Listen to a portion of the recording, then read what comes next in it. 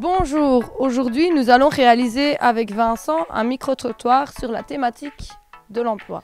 Dans le cadre de notre formation, nous avons nous-mêmes pu rencontrer différentes difficultés. Formation, expérience exigée, conditions d'accès limitées aux études, octroi ou pas de dispense pour les chômeurs.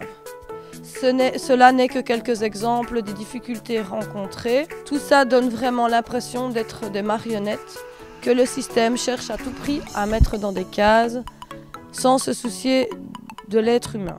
C'est pour cela que nous allons aller à la rencontre de personnes pour voir ce que le public pense de cette situation.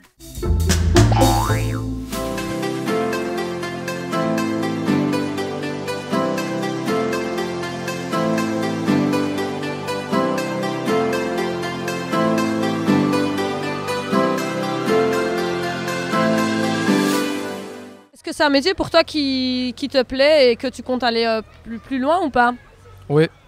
Et sais-tu après ton l'IFA PME, je suppose, Stéphane de Bosco. Ce que tu comptes faire, si tu comptes reprendre des études plus dans ça ou pas? Ouais, devenir patron. Est-ce que c'est un métier que tu aimes bien vraiment ou pas? Non. As-tu déjà une autre branche vers laquelle tu voudrais te diriger? Ouais, je vais aller à l'armée. Ah, génial. Et sais-tu, alors vu que tu vas aller à l'armée, éventuellement les choses que tu dois entamer pour aller à l'armée? Moi, je sais juste que je dois avoir 18 ans, avoir mon CESS et mon CEB. C'est tout ce que je sais. Avez-vous une carrière derrière vous? J'ai une longue carrière derrière moi, 44 années. Dans quel métier? Dans le même service en anatomie-pathologie pour le CHU et avant Bavière. D'accord. Et pensez-vous, comment voyez-vous à l'heure d'aujourd'hui le monde de l'emploi? Je le vois très mal. Moi, en fait, quand j'ai commencé, j'ai eu un contrat à l'essai et puis un contrat à durée indéterminée où j'ai fait toute ma carrière. Maintenant, je vois les jeunes, actuellement, ils ont des petits contrats à gauche, à droite, et je ne sais pas comment ils peuvent construire un avenir avec... et c'est toujours payé très minable. On ne leur donne rien, on ne leur donne aucune chance. Donc pensez-vous que c'était plus facile à votre époque, à vous, de trouver un emploi que maintenant? Absolument, oui. Où vous situez-vous au niveau du monde de l'emploi? Toujours à la recherche d'un emploi. Donc à ce moment-là, comment voyez-vous alors le monde de l'emploi? C'est pas facile honnêtement, donc c'est compliqué. Avez-vous déjà une orientation vers laquelle vous voulez vous diriger ou pas du tout?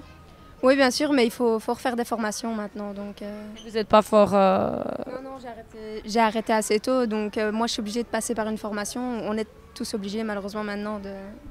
Et vous trouvez que le système maintenant avec le monde de l'emploi, il est bien ou pas bien du tout? C'est vraiment pas évident, on n'est pas aidé plus que ça. Il y a quelques aides à l'emploi, mais bon, tout le monde n'y a pas accès. Si on perd son emploi, on peut les perdre aussi, donc c'est vraiment pas évident. Je me suis dirigé vers la gravure sur verre et sur bois.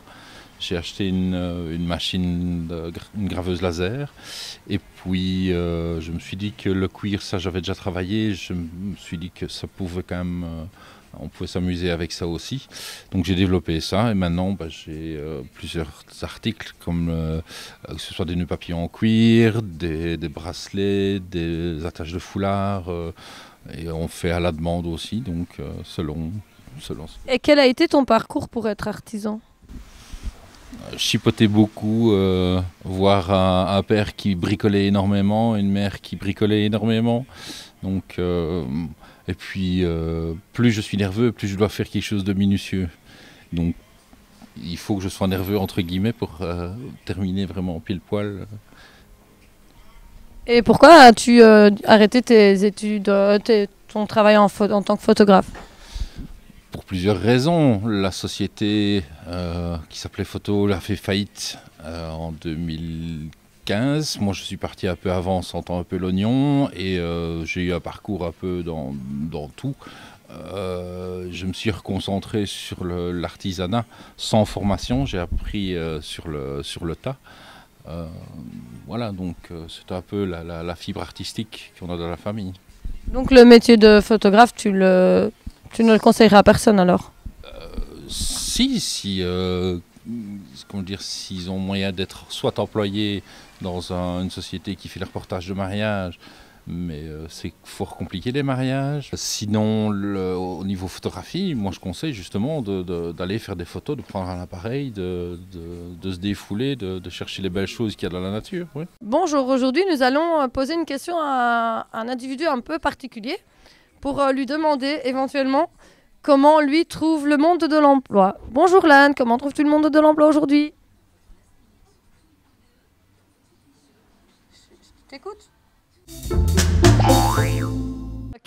Quelle carrière avez-vous eu, si c'est pas trop indiscret? Carrière en technicien en électricité industrielle. Est-ce que vous recommandez ce métier à l'heure d'aujourd'hui aux chercheurs d'emploi? Oui, mais ce n'est pas le même diplôme que moi j'ai eu. J'aurai un diplôme plus élevé que le mien à l'heure actuelle. Et par rapport à vous, avant et maintenant, comment vous voyez le monde de l'emploi? La différence de vous aux jeunes de maintenant? Actuellement, le monde de l'emploi est beaucoup plus difficile à accéder pour la plupart des jeunes. Parce qu'il y a pénurie d'emplois. Donc en industrie, ils sont très difficiles parce qu'ils ne veulent pas payer les gens comme ils devraient. Et donc, ils préfèrent des gens qui sont moins bien payés pour le même travail qu'on faisait avant. Donc pour vous, le monde de l'emploi est plus dur maintenant qu'à votre époque, à vous alors? Tout à fait. Bon, tu n'as toujours pas envie de me dire comment tu vois le monde de l'emploi, non? Ah ben les gars, il veut pas. Ah, je n'ai pas le temps. Monsieur! Qu'est-ce que vous, personnellement, vous pourriez me dire comment vous voyez le monde de l'emploi? Il y a du positif, il y a du négatif. C'était peut-être plus facile pour les jeunes il y a 10 ans. Comment voyez-vous à l'heure d'aujourd'hui le monde de l'emploi? Justement, par rapport à ça, j'ai beaucoup de difficultés. Vu les problèmes que je viens d'avoir, comme vous pouvez le constater visuellement, ce sont les problèmes d'audition que je n'ai pas justement financièrement dû à une descente sociale au moment où je termine une formation en 2012 qui ne portera pas ses fruits parce qu'on est mal encadré au niveau de l'ONEM. Je suis avant tout, et je le dis avant tout, opérateur d'entrepôt, magasinier, ce qui était d'abord mon métier de base. On est très mal encadré parce qu'on propose des formations à des gens sans même regarder le suivi médical. Afin de garder mes droits depuis toutes ces années, malheureusement où j'ai perdu mon emploi, je n'ai refusé aucune formation. Je me suis même lancé dans des formations moi-même qu'on n'était pas opposé.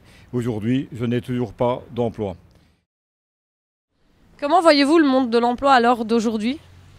Pour moi, il est catastrophique, c'est lamentable. Ah oui. On devrait quand même aider surtout les jeunes à trouver de l'emploi et leur faciliter la tâche, au lieu de les punir quand ils ne trouvent rien. Il serait bon d'encourager la création d'emplois et principalement en direction des jeunes. Pour vous, y a-t-il une solution à tout ça ou pas? Il doit y en avoir une, mais c'est pas, moi je ne la trouve pas. C'est quand même à nos dirigeants de trouver et de chercher et d'essayer d'améliorer parce que c'est vraiment la galère. Et il n'y a plus de place pour les jeunes. Je suis désolée, mais il n'y a pas de place pour les pensionnés, il n'y a pas de place pour les jeunes. Alors je me demande dans quel monde on vit.